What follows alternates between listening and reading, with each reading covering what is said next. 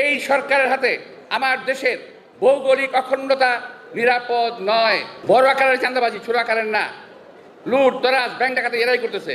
90,000 কোটি টাকা গত 8 মাসে পাচার হয়ে গেছে। আওয়ামী লীগের রাজনীতিও এখন আওয়ামী লীগের টাকায় চলে, বিএনপির রাজনীতিও এখন আওয়ামী লীগের টাকায় চলে।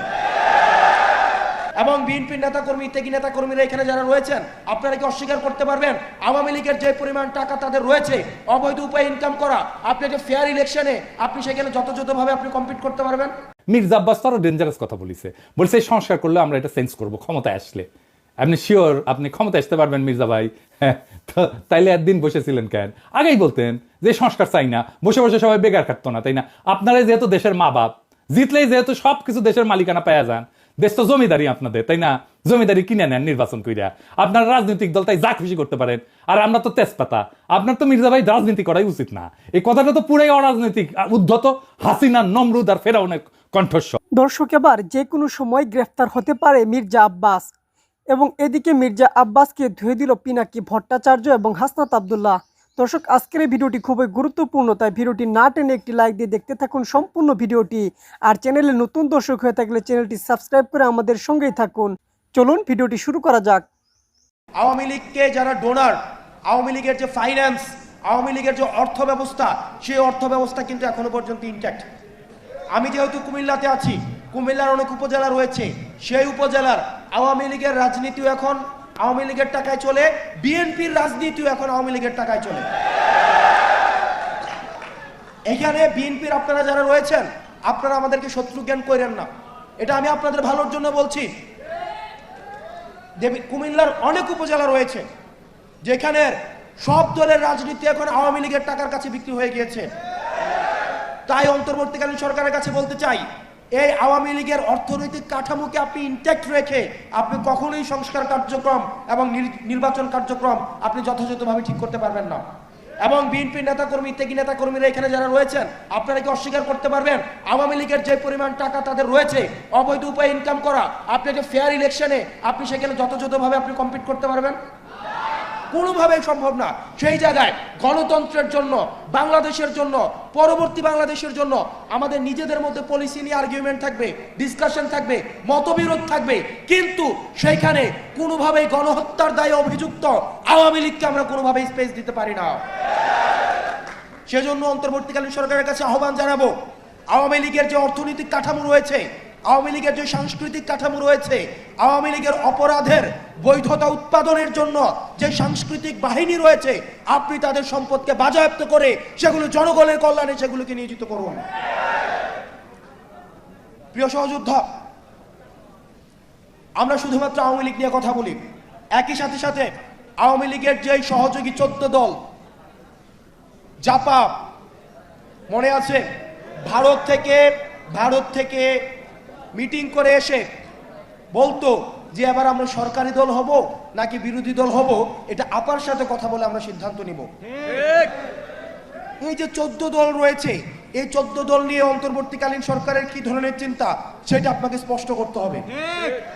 আমরা অন্তর্বর্তীকালীন সরকারকে আমরা সহযোগিতা করতে চাই, কিন্তু আমরা আশাহত অনেক কাজে আমরা এখনো পর্যন্ত বিচার দেখি নাই, এখনো পর্যন্ত আহতদের সম্পূর্ণ পুনর্বাসন দেখি নাই, কর্মসংস্থান দেখি নাই, এখনো পর্যন্ত বিচারের কোনো অগ্রগতি হয় নাই।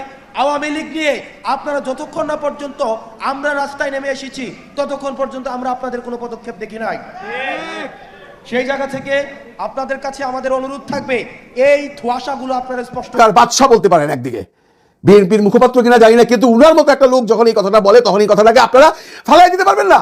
না, ফালাই দেওয়ার কোনো অবকাশই নাই। এটা কোনো আলতু ফালতু লোক বলে নাই, মির্জা আব্বাস সাহেব বলছেন, এবং আমি শিওর উনি প্রমাণ ছাড়া কথা বলেন নাই, ওনার কাছে সেই এভিডেন্স আছে।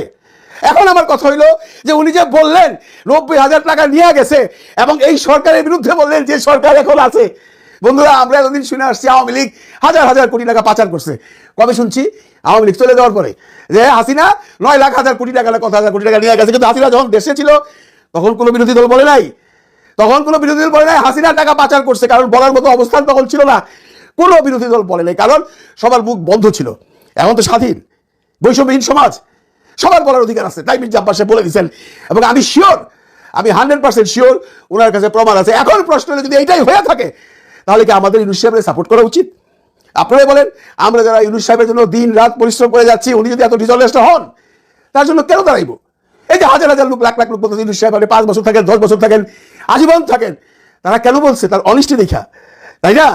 এখন যদি প্রমাণিত হয় যে ইউনূস সাহেব আসলেও 9,000 কোটি টাকা এই 9 মাসে পাচার করছে, আব্বাস সাহেব বলছেন 8 মাস, 8 মাসটা 9 মাস, আপনারা যদি অগাস্ট থেকে ধরেন, August, September, October, November, December, January, February, March, April চলে গেছে, মে চলতেছে, মে বাদ দিলাম, 9 মাস, 9 মাসে 9,000 কোটি টাকা যদি ইউনূস সাহেব সহায় নিয়ে থাকে, পাচার করে থাকে, বা তার দল পাচার করে থাকে, সামনে তো আরো রয়েছে 9 মাস, আরো সামনে 9 মাসে যাবে আরো 9,000 কোটি টাকা, দেশে থাকবে কোনটা? না, হাসিনা তো সব নিয়ে গেছে গা, সবাই বলতেছি আমরা, কত লোক নিছে কত লোক না নিছে কোনো প্রমাণ দিয়ে আমরা হলো পাই নাই, কিন্তু সবাই বলতেছে হাসিনা সব টাকা পয়সা পাচার করে নিয়ে গেছে, দেশ একদম শূন্য।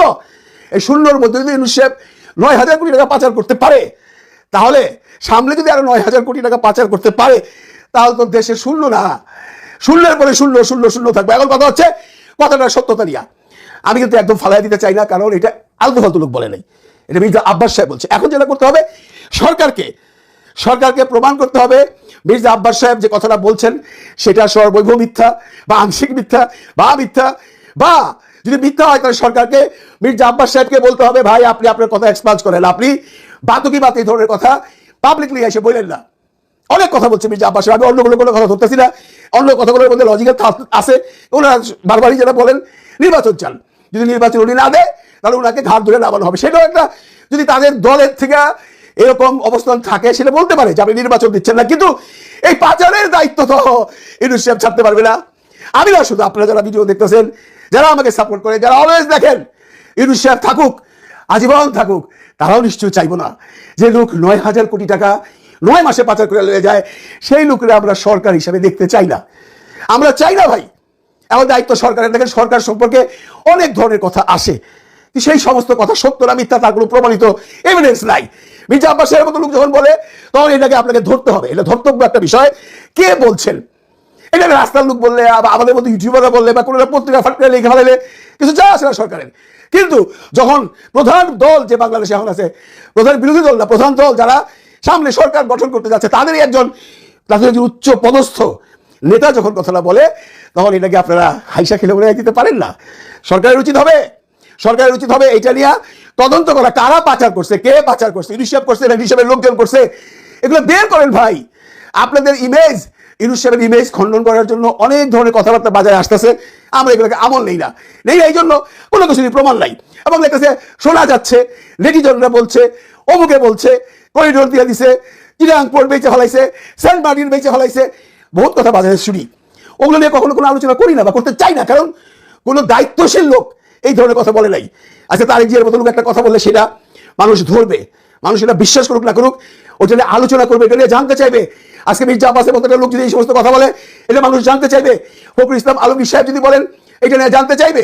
মানুষের মনে এই প্রশ্ন, এই যে মানুষের মনকে মানে অন্য দিকে নিয়ে যাওয়া হচ্ছে, যদি সত্য হয়ে থাকে, তাহলে তো মির্জা আব্বাস সাহেব রাইট, ইউনূস সরকার রং। তাহলে কি হবে? তাহলে আমি না, শুধু কোনো জনগণই ইউনূস সরকারের পিছনে থাকবে না, কারণ আমরা সেই মানুষ চাই না যে সরকার হাজার হাজার কোটি টাকা নিয়ে চলে গেছে একবার, যারা আমরা এখান থেকে সরাইছি, সেই কর্মী যদি আবার হয়, আমরা কি চাই? সেটা ইউনূস সাহেবের যেই হোক, কেউ চাই না, আমরাও তো চাই না, কোনো জনগণও চাইবে না। এবং বলবো মির্জা আব্বাস সাহেবকে, আপনারা দুর্বার আন্দোলন করে রেখেছে, আপনারা মহাশক্তি বাংলাদেশের, এখন বিএনপি সবচেয়ে বড় শক্তি, বিএনপির মাঠে নামা উচিত, বলা উচিত ইউনূস সাহেব 9,000 কোটি টাকা মেরে দিছে বা পাচার করছে, তার এক মুহূর্ত এই সরকারি থাকার কোনো অধিকার নাই, তাই না? এর মধ্যে আপনারা যদি বেরোন, দেখবেন 5ই আগস্টের মতো সবাই আপনাদের পিছু নিছে। অবশ্যই প্রমাণের পর প্রমাণ করেন। আর যদি প্রমাণ করতে না পারেন, সরকারকে বলবো আপনারা ব্যাখ্যা দেন, কেন উনি বললেন, কেন আপনি এটা করছেন বা আপনি এটা করেন নাই। নইলে জনগণের মধ্যে যে অনাস্থা এখন আসছে ধীরে ধীরে বিভিন্ন কথাবার্তার পরে, অনাস্থা আরো বাড়বে। এই অনাস্থা বাড়ানোর জন্য কারা কি প্ল্যান করতেছে আমি জানি না, তবে সত্য কোনোদিন চাপা থাকে না এবং মিথ্যাকে কোনোদিন সত্য হিসাবে স্ট্যাবলিশ করা যায় না। এবার আসি আরেকটা প্রসঙ্গে, মাহফুজ সাহেব, সেই বোতলপাড়ার ঘটনা শুনছেন আপনারা। মাহফুজ সাহেব তো, তারপরে সেই ছেলেটা হুসাইন মোহাম্মদ হুসাইন, জগন্নাথের ছাত্র, তাকে টিভিতে নিয়ে গেছিল। মাহফুজ সাহেব তাকে টিভি থেকে নিয়ে আসছে, আইলা তার বাড়িতে তার মা সহ দেখা করছে, এবং উনি বলছে যে এটা নিয়ে আর কোনো ঝামেলা করতে চাই না। আমার কথা হইলো, ভাই মাহফুজ সাহেব অনেক অন্যায় করছে বা অনেক ভুল করছে বা অনেক ভুল ব্যাখ্যা দিচ্ছে বা অনেক বাজে কথা বলছে বা অনেক এমন কথা বলছে যেটা মানুষের হৃদয় গিয়ে লাগে, একটা পার্টির হৃদয় গিয়ে লাগে। অতঃপর উনি সেটাকে বুকে ধারণ করছে বা ফিল করতে পারছে। উনি ঠিক করেন নাই, ছেলেটাকে কোনো সাজা দেওয়ার ব্যবস্থা করেন নাই, বরঞ্চ তার বাড়িতে এটা খাওয়াইছে তার মা সহ। সুতরাং মাহফুজ সাহেব যেটা করলো এটাও কিন্তু খুব একটা বেশি হয় না বন্ধুরা। আজ পর্যন্ত আমরা শুনি নাই কোনো মন্ত্রী লেভেলের লোক কোনো অপরাধীকে তার অপরাধ ক্ষমা করে দিয়ে তার বাড়িতে এটা খাওয়া। এর জন্য আমাকে অনেকে তো গালাগালি করতে পারে, মাহফুজের দালালি করতেছিল।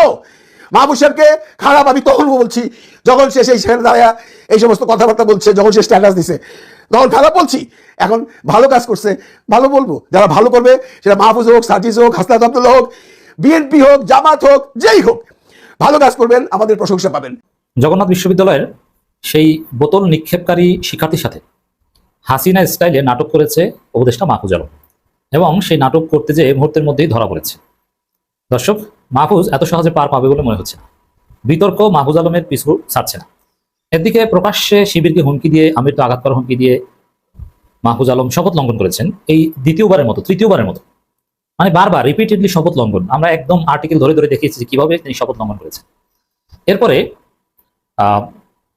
তার উপর বোতল নিক্ষেপ করা হলো। আমরা প্রতিবাদ জানিয়েছি, নিন্দা জানিয়েছি, এখনো নিন্দা জানি। বোতল নিক্ষেপ করাটা একদম ঠিক হয়নি, কিন্তু মাহফুজ এতটাই জনধিকৃত এবং ঘৃণিত পাত্র এখন যে বোতল নিক্ষেপ করার যে বিষয়টা, সেই বোতল নিক্ষেপ কারী রীতিমতো জনগণের কাছে হিরো হয়ে গিয়েছে। কারণ আমরা দেখেছি উপস্থাপিকা দীপ্তি চৌধুরীও স্লোগান দিয়েছেন, বোতল না মুলা। চিন্তা করেছেন? এর মানে মাহফুজ তো কেউ গুনছে না। বোতল নিক্ষেপ খেলা অনুষ্ঠিত হয়েছে রাজপথে, যমুনার সামনে আশেপাশে, এবং বোতল অভিনয় হয়েছে। এতটা জনধিকৃত পর্যায়ে মাহফুজ চলে গিয়েছে। পরে মাহফুজ দেখলেন যে এটা নিয়ে বাড়াবাড়ি করলে আমার অবস্থা 12টা বেজে যাবে। তারপরে নাটকের স্ক্রিপ্ট সাজালেন। কি করতে চেয়েছিল আমি বলিস না। মাহফুজ চরম প্রতিহিংসা পরায়ণ, প্রতিশোধ পরায়ণ। এই প্রতিহিংসা পরায়ণ এবং প্রতিশোধ পরায়ণতা নিয়ে উপদেষ্টা পদে থাকা যায় না। তিনি ওই বোতল নিক্ষেপকারী শিক্ষার্থীকে উচিত শিক্ষা দিতে চেয়েছিলেন, কঠিন মার দিতে চেয়েছে, তার জীবন তামাতামা করে দিতে চেয়েছে, শিবির বানিয়ে তাকে ধ্বংস করে দিতে চেয়েছে। এর জন্য মাহফুজ তার রাষ্ট্র ক্ষমতা ব্যবহার করে গোয়েন্দা সংস্থার মাধ্যমে তাকে ওই ছেলেকে মুক্তি দেওয়ার 26 ঘন্টা আগে গ্রেপ্তার করা হয়েছিল। তারপরে তাকে মানসিক নির্যাতন করা হয়েছে।